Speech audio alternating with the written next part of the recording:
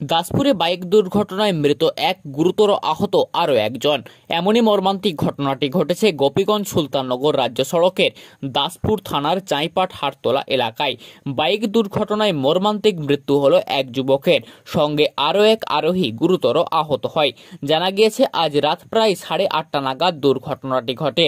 গোপীগঞ্জের দিক থেকে একটি বাইকে করে দুইজন সোনাখালীর দিকে যাচ্ছিলেন। সেই সময় বাইকটি নিয়ন্ত্রণ হারিয়ে রাস্তার পাশের একটি কংক্রিটের দেওয়ালে গিয়ে ধাক্কা মারলে ঘটনাস্থলেই একজনের মৃত্যু হয়। পুলিশ জানিয়েছে মৃত যুবকের নাম রাজু ঘোড়ই, বয়স 34। আহত যুবকের নাম পরিচয় এখনো পর্যন্ত জানা যায়নি। খবর পেয়ে ঘটনাস্থলে পৌঁছায় চাইপাটের ভিলেজ পুলিশ সহ মদপুকুর ফাঁড়ির অফিসার ইনচার্জ। দুর্ঘটনার প্রত্যক্ষদর্শী ও স্থানীয় মানুষজনেরা ছুটে আসেন ঘটনাস্থলে। যুবকের মৃতদেহ ময়নাতদন্তে পাঠানোর পাশাপাশি আহত যুবককে উদ্ধার করে ঘাটাল হাসপাতালে চিকিৎসার জন্য পাঠানো হয়েছে। সূত্র মারফত জানা গিয়েছে তারা দুইজন সম্পর্কে দাদা ভাই। তাদের বাড়ি দাসপুর থানার হরে কৃষ্ণপুর এলাকায়। হরে কৃষ্ণপুরে ছিল। ওর গাড়িগুলো কোথা গো?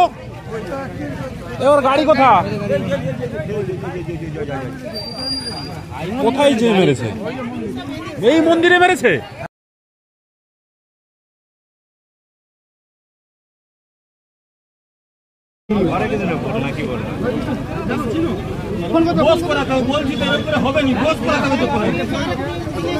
বস করে দাও, বস করে দাও, বস করে দাও।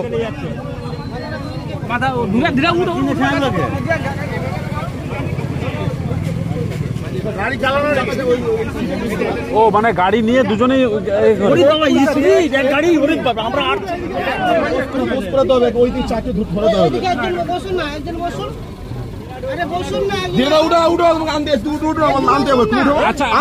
তোমাকে আনতে যাবো। উঠো, আমি যাচ্ছি পিছনে। চল গাড়ি যাচ্ছি, বস পিছাতে হবে, পিছাতে হবে। ধরে রাখো, এভাবে যাও, এভাবে যাও, এভাবে যাও। ঠিক আছে, চলো চলো, উঠো। ও হ্যান্ডেল খুলে রাখ।